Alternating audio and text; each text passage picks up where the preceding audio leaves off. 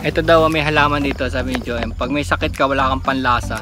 Yan ang gusto mo. Oo, kakainin mo daw to, magkakaroon ka lahat daw ng panlasa mong matamis, kahit na daw suka. Kahit kumain ka pa na yung maasim na mangga. Kumain ka na maasim na mangga, matamis pa rin. Akala mo matamis, yan pala. Kumain ka ng magic fruit. Magic fruit. Hindi kaya yan yung magic sugar? Iba yung magic Iba yun. Ito yung tinatawag na magic fruit. Para sa lang matagal lang to palaki ng taon.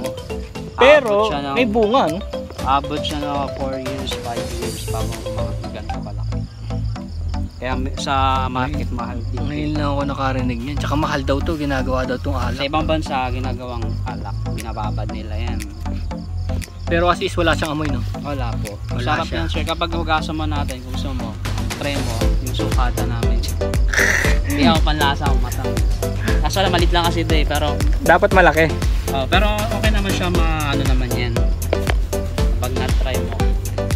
Kaso may panlasa ako, baka biglang mawala. Bumaligtad. Di maganda pala to pag may COVID.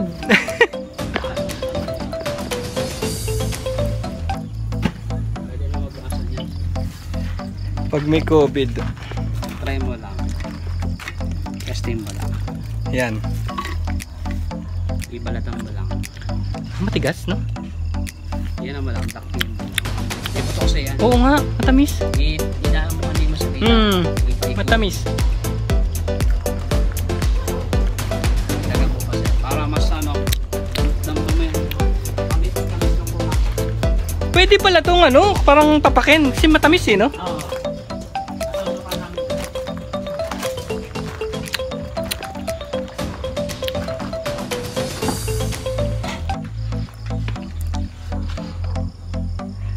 Wow, tignan mo nga naman to. Ito, suka to, suka. Suka.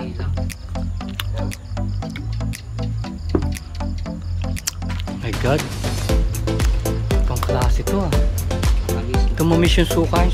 Para di ka mahas. Grabe, sukang amihan to. Yung dato puti oh. Magic. Kapag kumain ka na mga maasim na mga Kaya lang ang problema na ito, baka inumin ko yan. Tapos may mangyari sa akin, di ba? Kasi ang ano mo sa suka ay matamis eh. So pwede kang uminom ng di ba? Pinapamatay ng yun ng kambing. Pwede na yung sa mga may sakit, yung mga bata na sa mga bata. Galing ano? Kaya kasi minsan kapag may tonsil. Ano pangalan nung halaman mismo? Magic fruit. Magic fruit? At i-search mo sa Google. Magic fruit. Nakita nyo magic fruit oh. Hindi siya actually fruit kasi yung balat niya kakainin mo lang, kakagatin mo, ninibol mo, tapos paikutin mo sa sa bibig mo, tapos lahat na ng kakainin ng maasim, tumatamis. At yung mga kamyas, ganun, sampalok. Kaya yun nga danger nun kasi mapaparami ka ng kain ng maasim. Challenge ka na kumain ng kamyas. Paano kaya yung yung sili? Talaga yun. Sili? Ano kaya effect? Din pero matamis din. Hindi kaya yun yung ginagamit ng mga nag-Guinness Book of World Record? Pwede rin po kasi. Pwede, kaya lang bigla na lang silang na-high blood dahil sobrang dami na nung kasi po yan, once na yung mas malaki to, mas masarap. Oo nga, pero ito maliit pa lang yung inano ko, pero may effective na oh. Okay pa lang yan. Sinlaki lang ng siling labuyo. Pero pag mas malaki to, mas talaga. Tagal lang Kita nyo? Yan, may natutunan naman kayo kay Master Joem.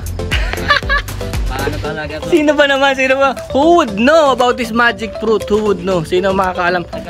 Matagal na po panahon pa ng lola. Doon ako nagtaka, bakit ibig sabihin pati pala yung anghang. Yung papapakin mo yung sili. Pero matamis. Oo, delikado nga. Dahil baka ito kasi ginagamit sa mga may sakit na.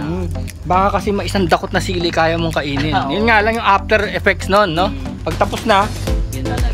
Magbabaga na yung bunga mo. So may tutunan kayo, Joem ha. Effective, tinry ko. Nagulat ako. It's magic. Magic, peace. Joem's Capenero.